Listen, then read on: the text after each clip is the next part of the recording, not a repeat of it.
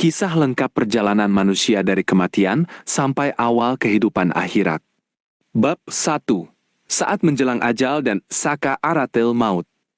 Ketika ajal seseorang sudah tiba, Allah SWT mengutus malaikat-malaikatnya turun ke bumi.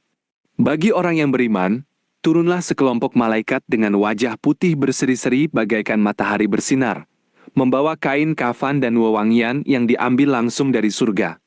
Mereka duduk berjajar dari sisi kanan hingga kiri, sejauh mata memandang, mengelilingi orang yang akan meninggal.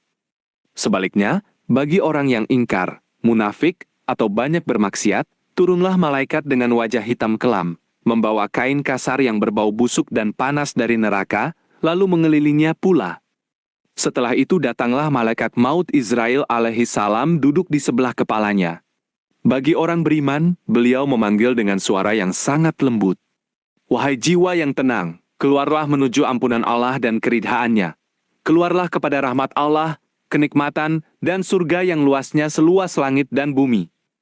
Maka ruh itu pun keluar dengan sangat halus dan mudah, diibaratkan seperti setetes air yang mengalir deras dari mulut bejana yang penuh. Ketika ruh itu sampai di kerongkongan, orang yang beriman seakan melihat pemandangan yang sangat indah, sehingga ia lupa akan segala kesedihan dan rasa sakit yang dirasakan, dan yang terucap hanya kalimat syahadat, La ilaha illallah Muhammadur Rasulullah. Sedangkan bagi orang yang ingkar atau bermaksiat, malaikat maut membentak dengan suara yang mengerikan. Wahai jiwa yang kotor dan hina, keluarlah menuju murka Allah dan kemurkaannya. Ruh itu pun mencoba bersembunyi ke seluruh penjuru tubuh, menyusup ke dalam urat-urat dan persendian.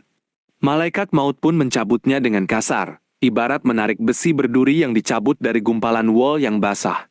Terasa sangat perih dan menyakitkan, sehingga ia merasakan siksaan yang tak sanggup dilukiskan kata-kata. Ketika ruh telah tercabut sepenuhnya, para malaikat segera membungkusnya dengan apa yang mereka bawa.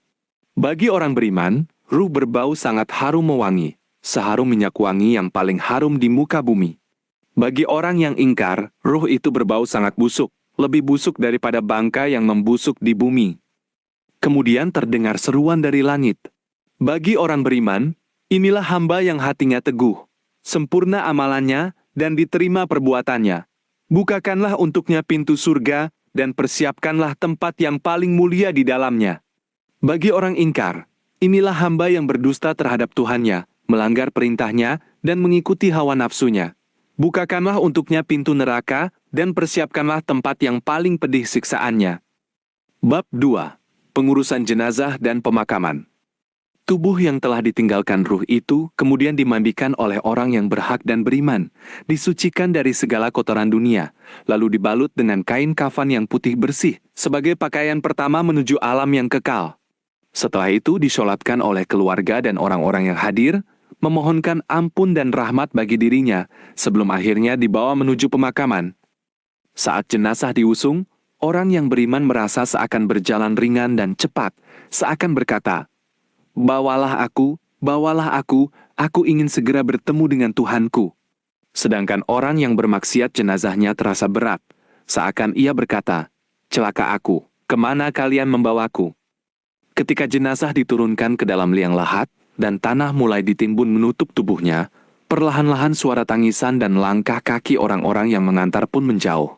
Hingga akhirnya ia sendirian di dalam kegelapan kubur. Bab 3. Kembalinya ruh dan kedatangan malaikat Munkar dan Nakir.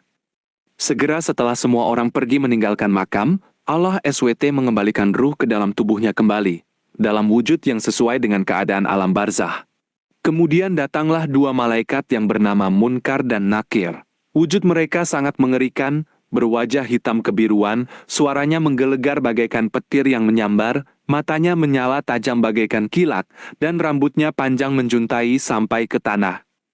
Mereka mendudukan mayit dengan kasar, lalu bertanya dengan tegas, siapa Tuhanmu? Apa agamamu? Siapa nabimu? Apa kitabmu? Siapa saudaramu? Apa ibadahmu? Bagi orang yang beriman dan hatinya teguh, Allah akan meneguhkan lisan dan hatinya, sehingga ia menjawab dengan mantap tanpa ragu sedikitpun.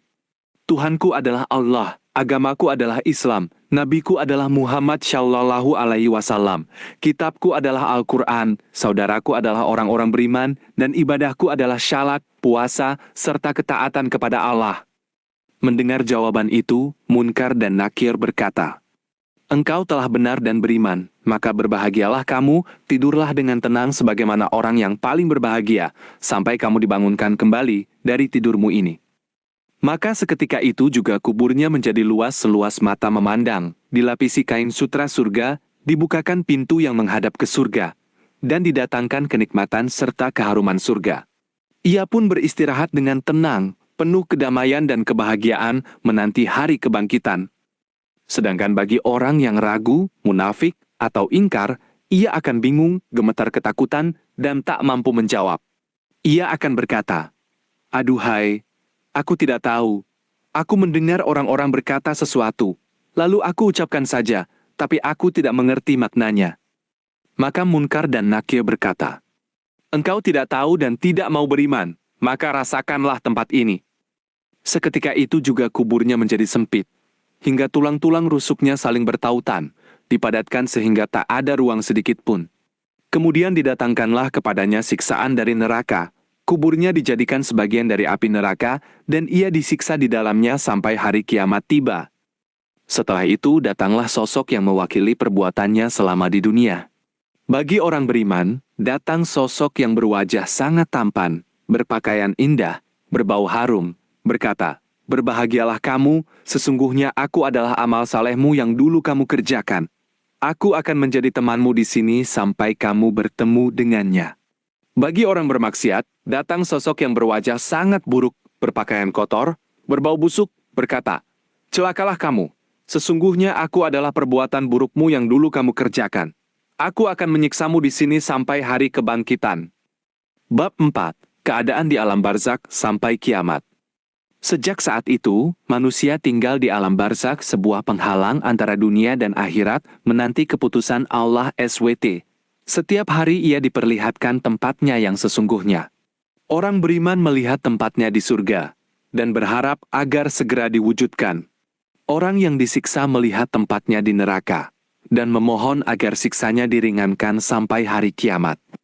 Bagi sebagian orang yang amalannya belum sempurna, ada yang mendapat kesempatan diringankan siksaannya karena doa anak yang saleh, sedekah yang pernah ditinggalkan, atau ilmu yang bermanfaat yang disebarkannya di dunia. Namun bagi yang ingkar, siksaannya tetap berlanjut tanpa henti sampai hari kebangkitan tiba.